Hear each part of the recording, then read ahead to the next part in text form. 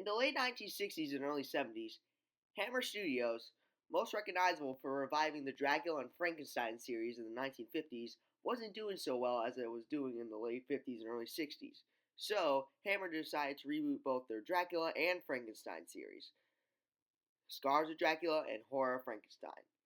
Now, you all know which one I'm about to cover, Scars of Dracula. So the movie starts in Dracula's castle where, no joke, a bat regurgitates blood all over Dracula's ashes. And they use stock footage from the last film in the series, Taste the Blood of Dracula. Here, look, I'll show you.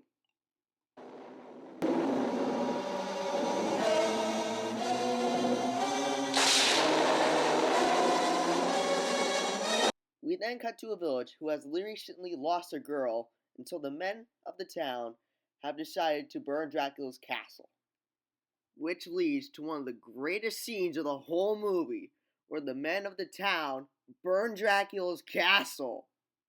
We then cut to a guy named Paul, played by Christopher Matthews, his brother Simon, played by Dennis Waiterman, and his girlfriend, Sarah, played by Jenny Hanley, who's having a birthday party. Paul is being accused of rape after his girlfriend, Alice, is caught by the burgomaster, which happens to be her father. So he gets into a carriage and ends up at Dracula's castle.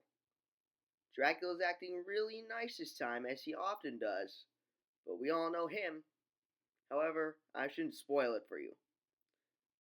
So Dracula then bites into his vampire girl, Tanya, right in the throat, who then proceeds to sleep with Paul. When they awake the following morning, Tanya almost bites Paul. What you're going to hear next is shocking. Dracula barges in, wakes them both up. Paul attempts to strangle Dracula, but Dracula quickly overpowers him.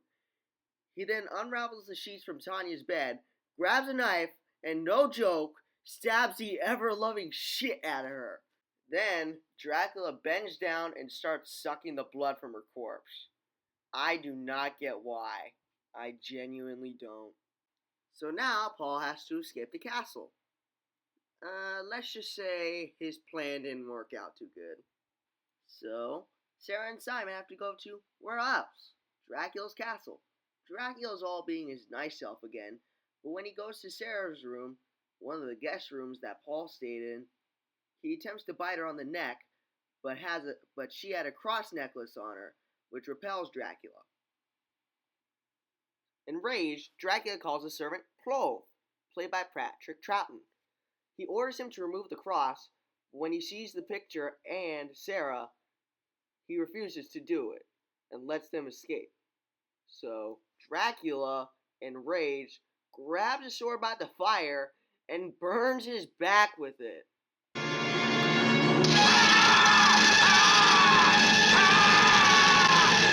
The couple escape to a church in a nearby village, where the priest, played by Michael Gwynn, allows him to stay there. Simon eventually goes to look for Paul. He goes to Dracula's castle, ends up in the same chamber that his brother was trapped in, and attempts to stake Dracula. Unfortunately, it doesn't go too well, and he eventually passes out. For some reason, we then cut to Sarah waking up to being attacked by a bat. The priest tells her to run, but he himself is eventually ripped apart by the bat.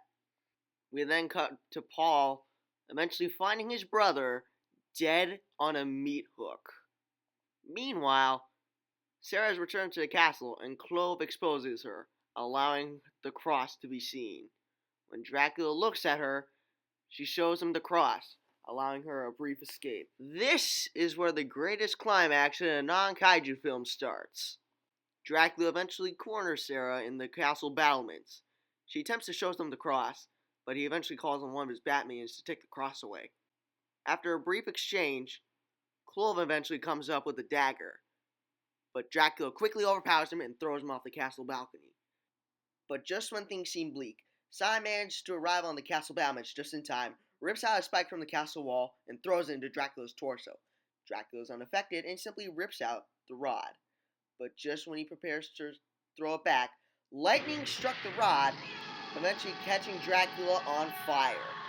And for the next minute, all you see is Dracula catching up on fire, screaming in agony, while Sarah and Simon watch in shock.